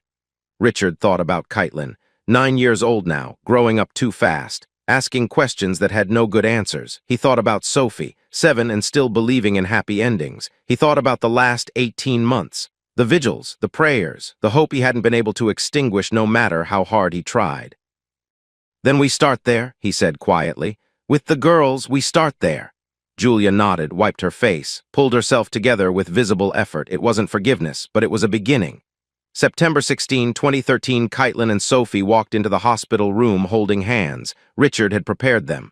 The child psychologist had prepared them. His parents had prepared them. But nothing could really prepare a child to see their mother like this, thin, pale, wheelchair-bound, barely able to lift her arms. Sophie broke first. "Mommy!" She tore away from Caitlin and ran to Julia, throwing herself into her mother's lap. Julia caught her weakly, barely, and buried her face in Sophie's hair. "My baby, my sweet baby girl, I missed you so much." Sophie was sobbing. "Don't leave again, Mommy. Promise you won't leave again." "I promise I'm never leaving again." Richard watched Caitlin. She hadn't moved from the doorway, 9 years old, with eyes too old for her face. She'd heard things, understood things, carried things no child should carry. Julia looked up from Sophie, reached out a trembling hand toward her older daughter. "Hi, baby." Caitlin didn't move. "Are you going to leave again?" The question hung in the air like a grenade. Julia's face crumpled. "No, I told you I'm never leaving again, I promise." "You promised before." Richard stepped forward. "Caitlin, you promised before the party," Caitlin continued, her voice flat. "You said you'd come to Daddy's party, and you didn't, and then you left, and you didn't call.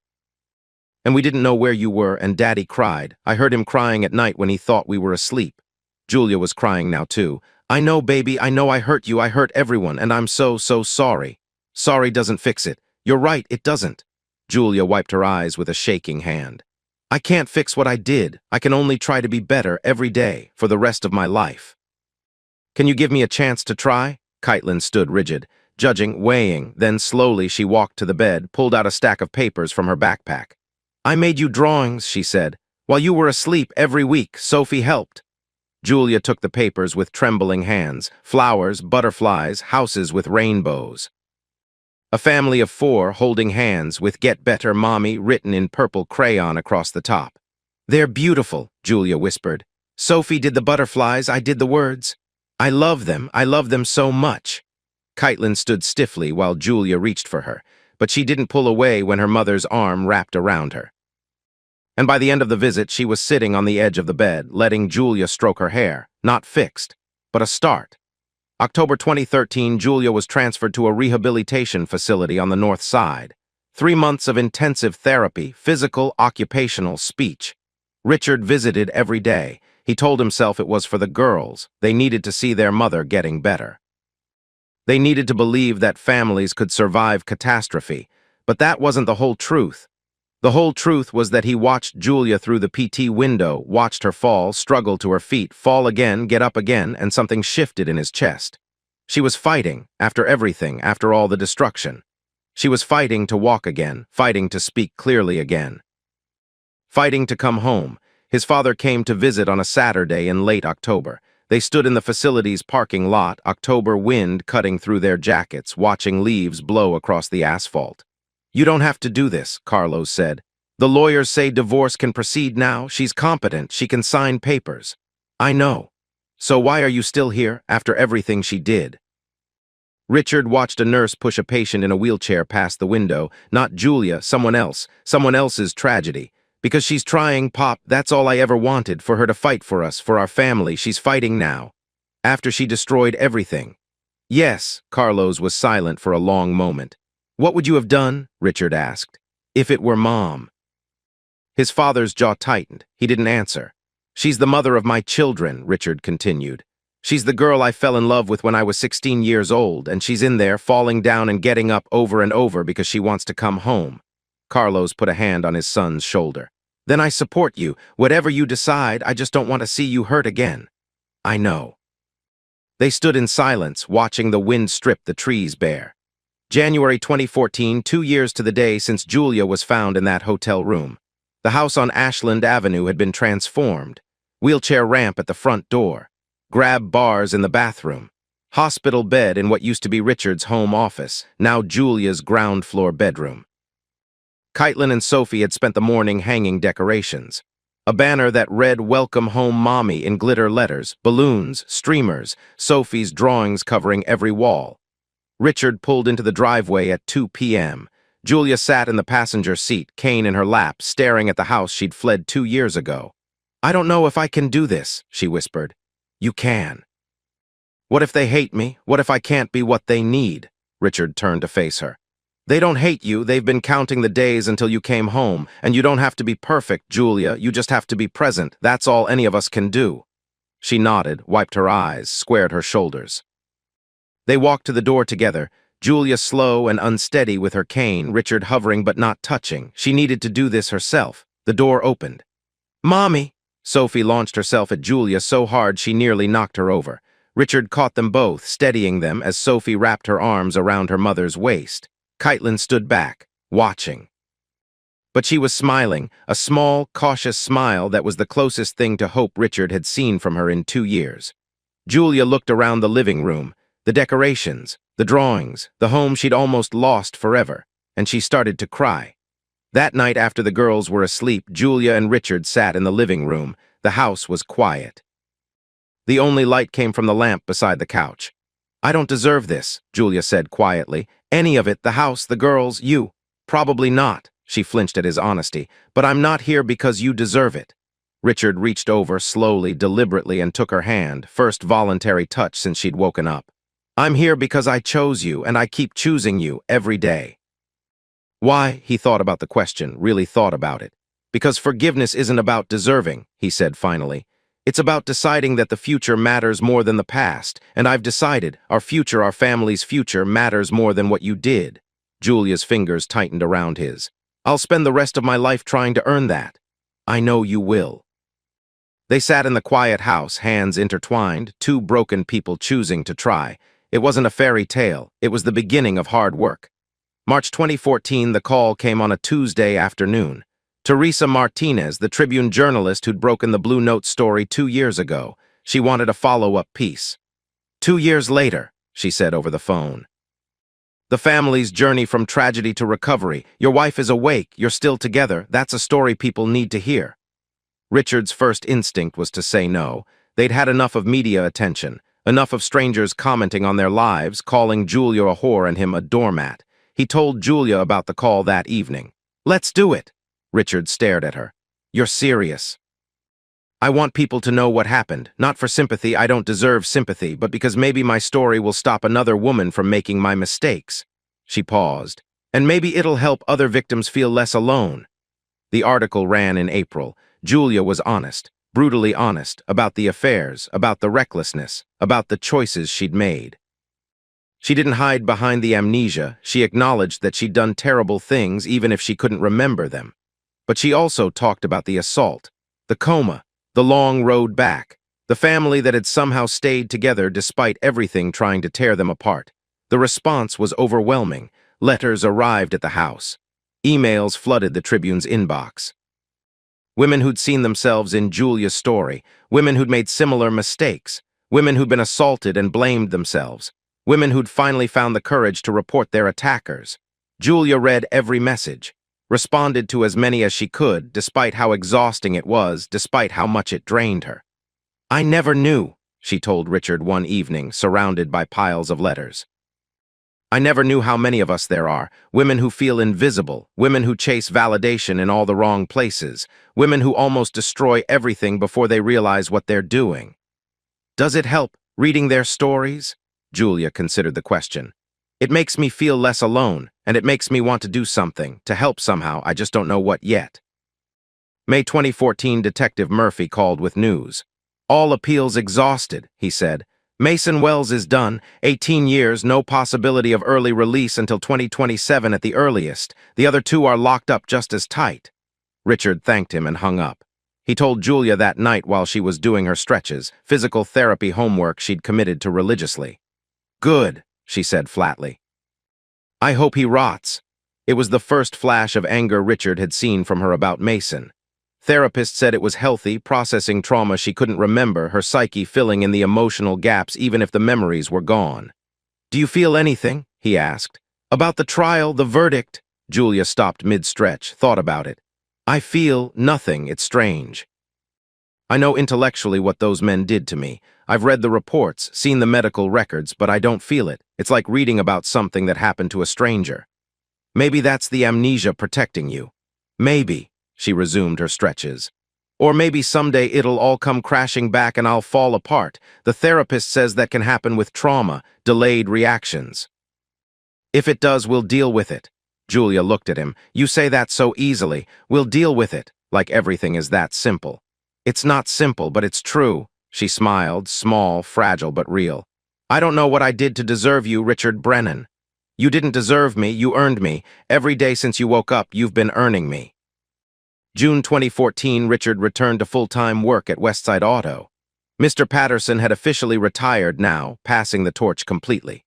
Richard was general manager, title, modest salary increase, responsibility for the whole operation. The shop had expanded while he was on leave. 2 new bays, 3 new mechanics. Including Alina Santos, 24 years old, first female mechanic Westside had ever hired. "She reminds me of you," Alex said during lunch break. "Works twice as hard as everyone else, never complains, just wants to prove she belongs." Richard watched Alina through the bay window, elbow-deep in a transmission job, grease on her face and determination in her eyes. "Yeah," he said. "I see it." Alex studied his friend. "You're different, you know, since you came back." "Different how?" "Calmer, less, I don't know, less wound up, like you finally let go of something." Richard thought about it. "I figured out that life is short, and holding on to anger is exhausting. That's it, that's the secret. I let go of the need to be right, the need to punish, the need to know why." Richard shrugged. "Julia doesn't remember why, and I realized even if she did remember, even if she could explain it perfectly, it probably wouldn't help. Some questions don't have satisfying answers. You just have to decide whether to keep asking or start living." Alex shook his head. "You're a better man than me." "No, I'm just tired of being angry." August 2014, the letter arrived on a Thursday. Richard recognized Nicole Harrison's handwriting on the envelope, hesitated before opening it. 3 pages, handwritten, no return address. "Dear Richard and Julia, I've written this letter 100 times and thrown it away 100 times. I don't know if you'll read it. I don't know if I'd read it if I were you. I want you to know that I'm sorry. I know that word is insufficient. I know it doesn't come close to covering what I did. I told myself I was being a good friend, that Julia was an adult who could make her own choices, that it wasn't my place to judge or interfere. But that was a lie. I knew what she was doing was wrong. I knew it was hurting you and the girls. And I kept covering for her because I was a coward, because I was afraid of losing her friendship.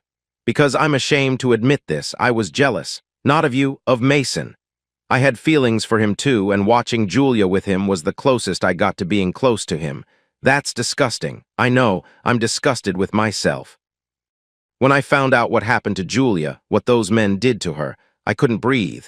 I kept thinking if I had told you the truth, if I had refused to cover for her, if I had been a real friend instead of a coward, maybe she wouldn't have been at that hotel. Maybe none of this would have happened. I don't expect forgiveness. I don't deserve it. I just wanted you to know that I think about what I did every day, and that I'm trying to be better, trying to be the kind of person who tells hard truths instead of comfortable lies. I hope your family heals. I hope Julia recovers fully. I hope the girls grow up happy and healthy and never know the depth of what happened. And I hope, someday, you can find some peace with what I did. I'm sorry. Nicole, Richard handed the letter to Julia. She read it slowly, her lips moving slightly as she processed the words. What do you think? He asked when she finished. I think she's telling the truth, Julia said, about all of it, including the parts that make her look bad. Should we write back? Julia was quiet for a long moment. You can if you want, I'm not ready. Maybe someday, but not yet. Richard didn't write back. Some doors were better left closed. Fall 2014 *, Caitlin had become Julia's fiercest protector. At 10 years old, she took on responsibilities no child should have to carry, helped with Julia's stretching exercises when the physical therapist wasn't there, read aloud when Julia's eyes got tired, learned to recognize when her mother was pushing too hard and needed rest. But she also asked questions, hard questions. Mom, she said one evening while they were doing stretches together, why did those men hurt you? Julia looked at Richard, who was doing dishes in the kitchen. He nodded slightly. You can do this. Some people don't respect others, Julia said carefully. Some people take what they want without caring about who gets hurt. What those men did to me was wrong. It was a crime, and they're in prison now. But were you? Caitlin struggled to find the words. Were you somewhere you shouldn't have been? Julia took a breath. I made choices that put me in danger. I was somewhere I shouldn't have been, with people I shouldn't have been with. That was my mistake. She looked into her daughter's eyes. But listen to me, Caitlin. No matter what mistakes I made, what those men did was their choice. Their crime, not mine. My bad choices don't give anyone the right to hurt me. Do you understand? Caitlin thought about it, really thought about it. So you did something wrong, but they did something much wronger. Yes, exactly. Caitlin nodded slowly, processing. Okay, she said finally. Let's do the leg lifts now. She moved on. Kids were resilient like that. Sophie at 8 was simpler. She was just happy Mom was home. She didn't ask hard questions. She painted pictures and told stories and insisted on Friday movie nights, curled up on the couch with popcorn, the whole family together.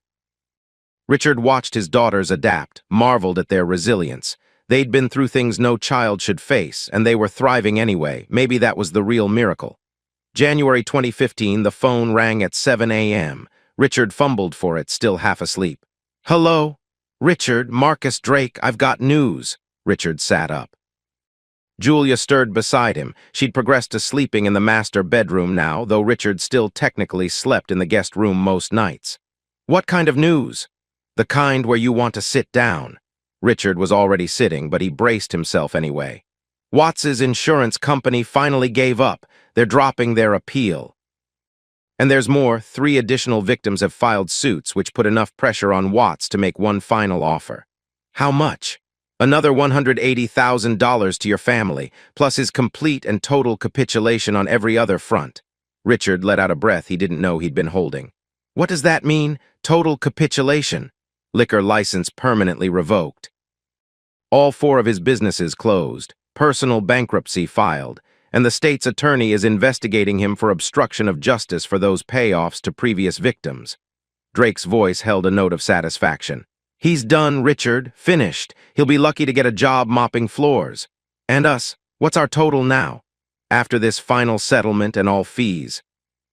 You're looking at approximately $720,000 total recovery. Richard closed his eyes. It wasn't about the money. It had never been about the money. But knowing that Julia's medical bills were paid, that the girls' college funds were secure, that their mortgage was paid off, that meant something. That meant stability, security. That meant the future. Richard, Drake's voice. You still there? Yeah.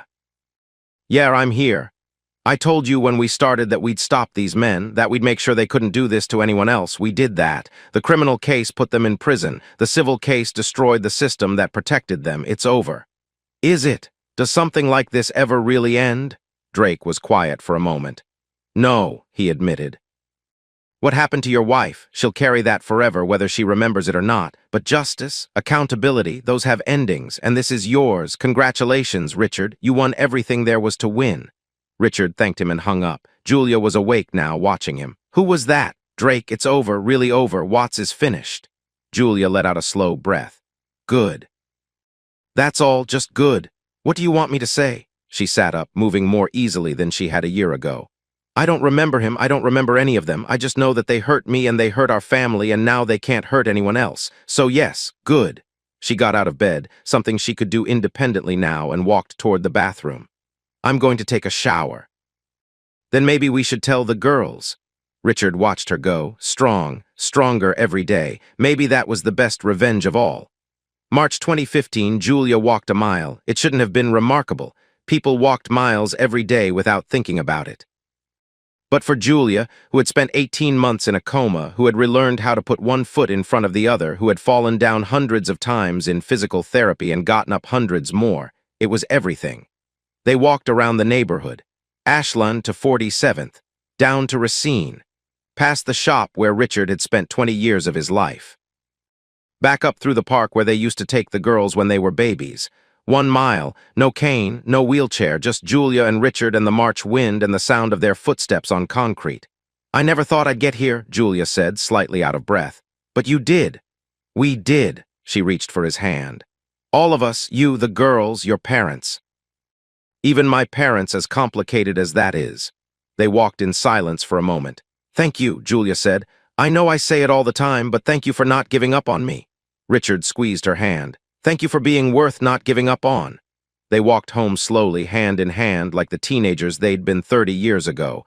Different people now, scarred people. But maybe scars were just proof you'd survived. May 2015, the essay was Caitlin's idea. School assignment, write about someone you admire. She chose her father.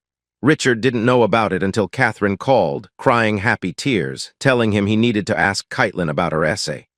That evening, he found his daughter doing homework at the kitchen table. Grandma says you wrote something about me? Caitlin shrugged, trying to look casual, failing. It was just a school thing. Can I read it? She hesitated, then pulled a paper from her folder and slid it across the table.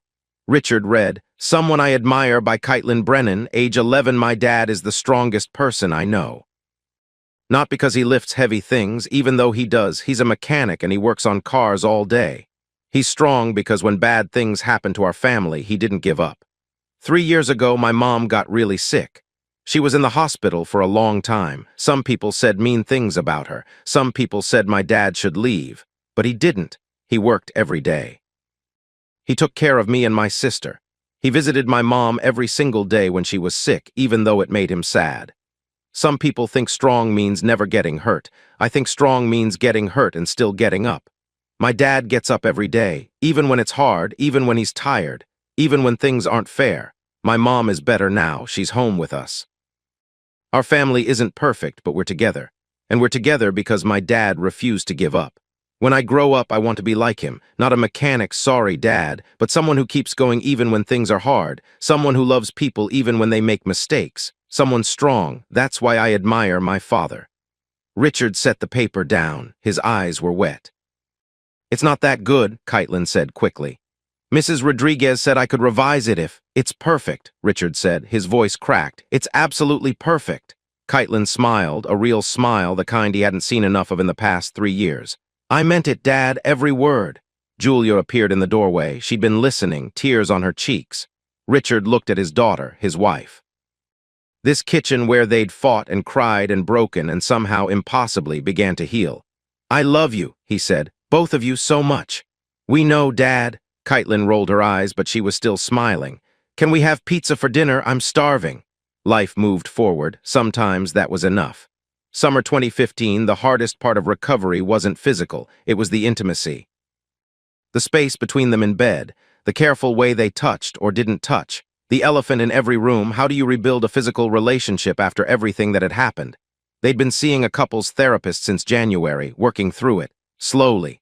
One night in July, Julia reached for him. It was tentative, careful, a question rather than a demand. Are you sure? Richard asked. No, she admitted, but I want to try if you want to. They were gentle with each other, awkward even, nothing like the passion they'd had as newlyweds when they couldn't keep their hands off each other when the world was young and simple. This was different, better somehow because it was chosen, deliberate, meaningful. Afterward, lying in the dark, Julia spoke. I don't deserve you. Maybe not, Richard said, but I'm not here because you deserve me. I'm here because I chose you. Why, after everything? It was the same question she'd asked 100 times. He gave the same answer he always gave. Because forgiveness isn't about deserving, it's about deciding that the future matters more than the past. Julia turned toward him, put her head on his chest. Listen to his heartbeat. I'm going to spend the rest of my life trying to be worthy of that choice. I know. She held him tighter. Neither of them let go. Fall 2015, Richard moved back into the master bedroom. It was symbolic more than practical. Julia had been sleeping there for months. Richard had been maintaining his distance, the guest room as emotional bunker, the last wall between them, no more. He brought his clothes back to the closet, his toothbrush to the bathroom sink, the wedding photo, the one they'd taken down during the renovation, back above the new dresser. Julia watched him unpack. Are you sure about this? I'm sure. Because you don't have to. Julia. He stopped, looked at her. I'm sure. This is where I belong, next to you, in our bed, in our home. She nodded, wiped her eyes. That night they lay together in the dark. The same bed where they'd slept for 15 years of marriage. The same bed she'd left for other men. The same bed that had sat empty for 18 months while she fought for her life. This is where we belong, Julia whispered. Together, Richard agreed. Not the same as before, could never be the same, but maybe something better. January 2016 Palmer House Hilton, downtown Chicago. The Survivors Conference was held in the Grand Ballroom. 300 women filled the gilded chairs, their faces a spectrum of pain and hope and everything in between. Julia stood backstage, gripping her note cards so tightly they were creasing. You don't have to do this, Richard said. We can leave right now, no one would blame you. I have to. Julia took a breath. I've been building toward this for 2 years, I can't back out now. She'd been working with a victims advocacy group since last spring, speaking to small groups, sharing her story. It had started as therapy, a way to process trauma she couldn't remember, but had become something more, a purpose. The coordinator appeared. Mrs. Brennan, you're up. Julia looked at Richard, at Caitlin, 12 now, sitting in the front row, at Sophie, 10, clutching her sister's hand. I love you, she said. We know, Mom, Caitlin, growing up so fast. You've got this. Julia walked onto the stage. She told her story, all of it. The affairs she regretted, the choices that put her in danger, the men who twisted those choices into violence, the coma, the long road back. I'm not standing here as an example of what to do, she said, her voice steady despite the shaking in her hands. I'm standing here as an example of what happens when you survive. She looked out at the sea of faces, women who had lived their own versions of this story, women who were still living it. Flirting is not consent. Recklessness is not invitation. I made mistakes, serious mistakes that hurt my family and nearly destroyed my marriage.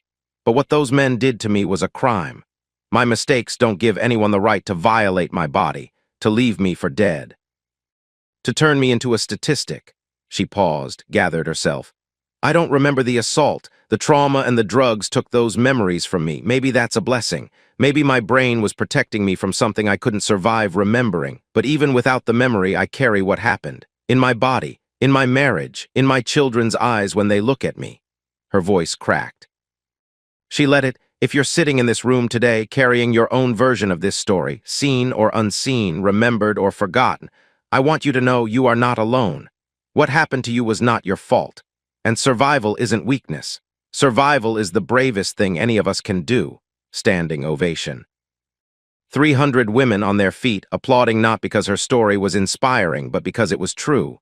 Because she'd stood in front of them and told the truth, ugly parts and all, and that took more courage than pretending everything was fine. Richard watched from the front row, tears streaming down his face. This is who Julia has become, he thought, not despite the tragedy, because of it.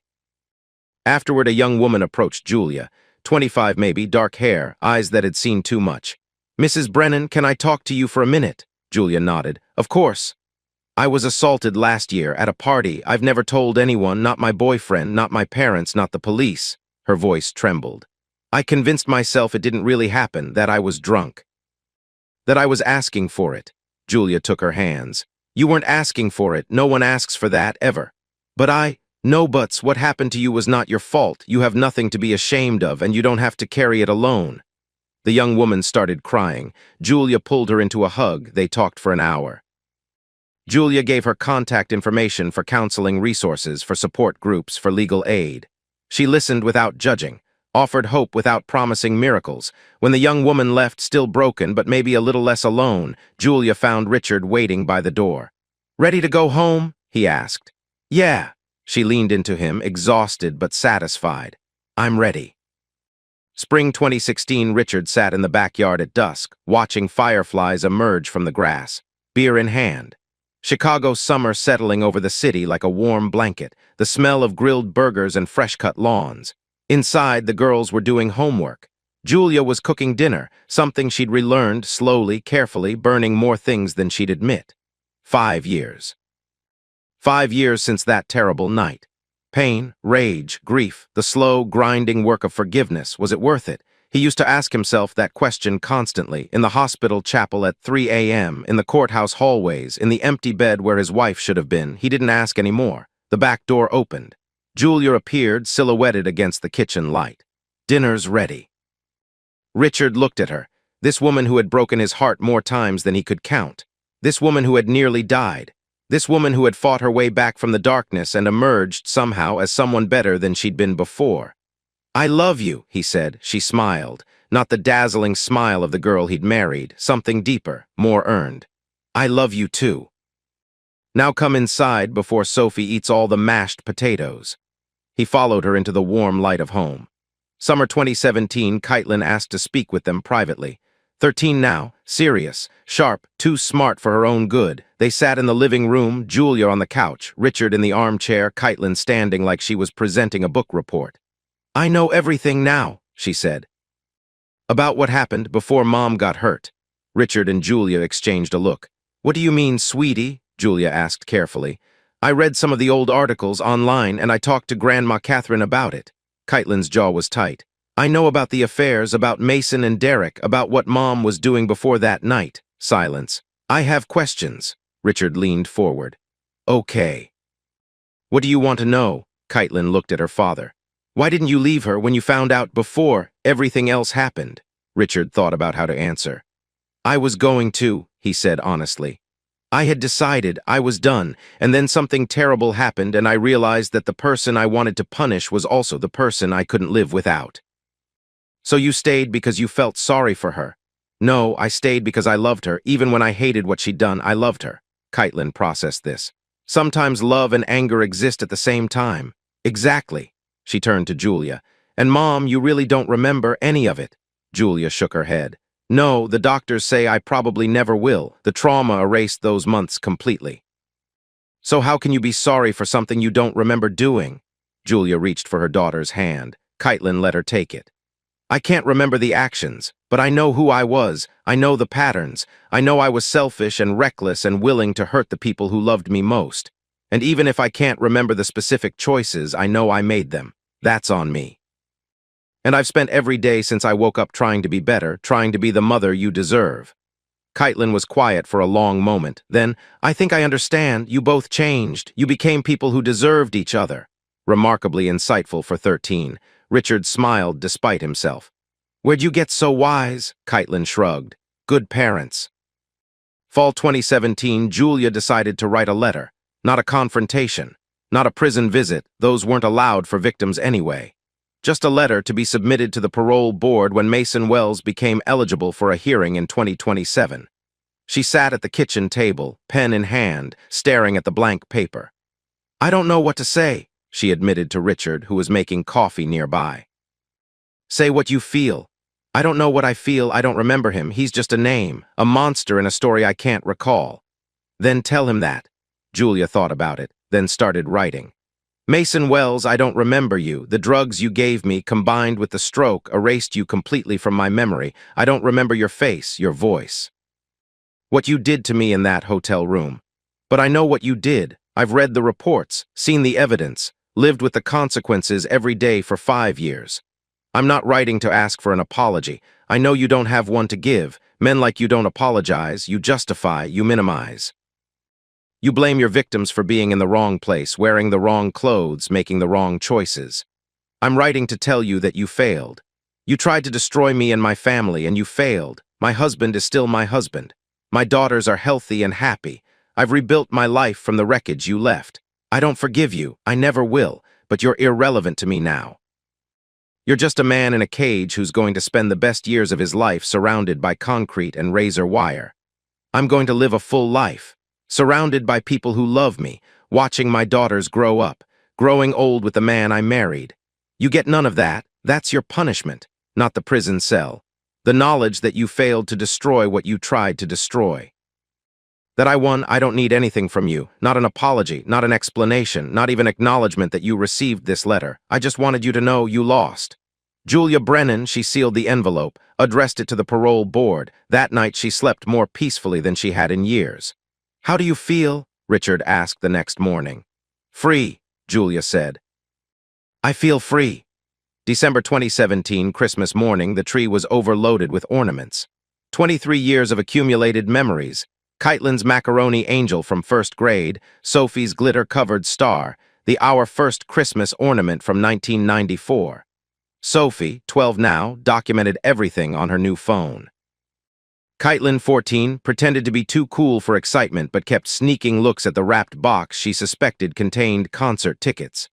Carlos and Catherine arrived early with breakfast casseroles. Seth and Amanda showed up from their retirement condo in Florida, looking older but determined to be present. The house was full of family, some by blood, some by choice. All of them here together despite everything that had tried to tear them apart.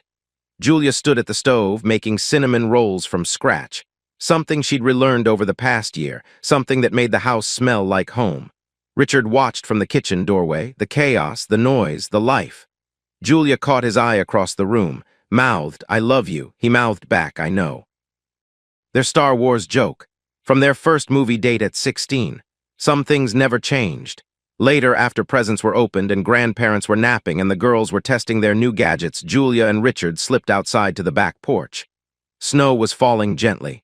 The world was quiet, peaceful. They stood together, shoulders touching, breath making clouds in the cold air. We made it, Julia said. We did. Do you ever regret it, staying? Richard shook his head. Not anymore, not for a long time. What changed? He thought about the question, really thought about it. I decided that the story of us wasn't over, that we still had chapters to write, and I wanted to see how it ends. How do you think it ends? Richard took her hand. Interlaced their fingers like he had 1,000 times before. Right now, I think it ends with us old and gray, sitting on this porch watching grandkids play in the snow, arguing about whose turn it is to make dinner, falling asleep during movies and pretending we didn't. Julia laughed, the real laugh, the one he'd fallen in love with 30 years ago. That sounds perfect. It sounds ordinary. Same thing, Julia said. After everything we've been through, ordinary sounds like heaven. They stood together in the falling snow, two people who had survived the unsurvivable, rebuilt the irreparable, found their way back to each other.